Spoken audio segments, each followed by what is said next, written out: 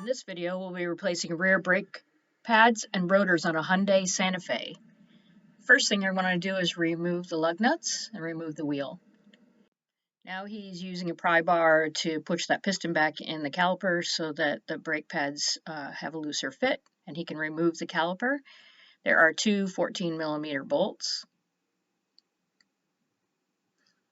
It's best if you can hang that caliper, that way it's not putting weight on the brake line. Then he's going to remove the bracket. There are two 14mm bolts on that as well.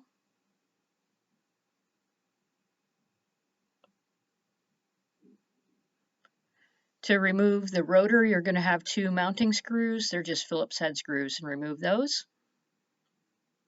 And then you can remove the rotor. You notice he might have had to pound on that just to loosen it up a little bit.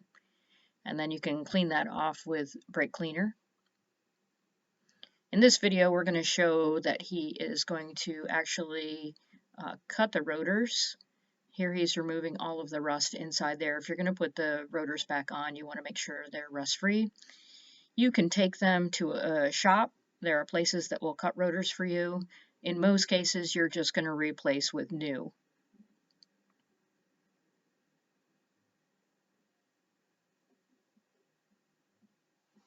Now he's going to reinstall the rotor, and he's going to just tighten those two Phillips head screws down to 10 foot-pounds each, just to hold that rotor on.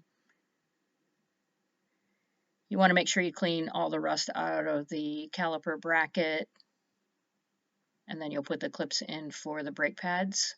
He's also putting some lubricant on the caliper slide bolts so that they move freely, so that you don't have problems down the road with those.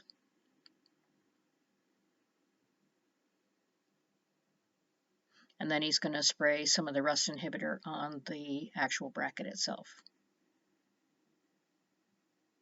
Now he'll reinstall that bracket, and those two 14mm bolts get tightened down to 40 foot-pounds each. So when doing brakes, the wear indicator has to be towards the rear and on the inside.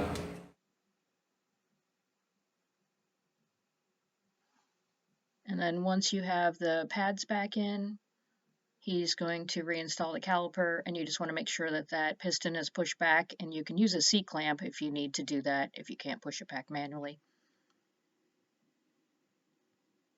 And then you're going to tighten those two 14mm bolts to 20 foot-pounds each.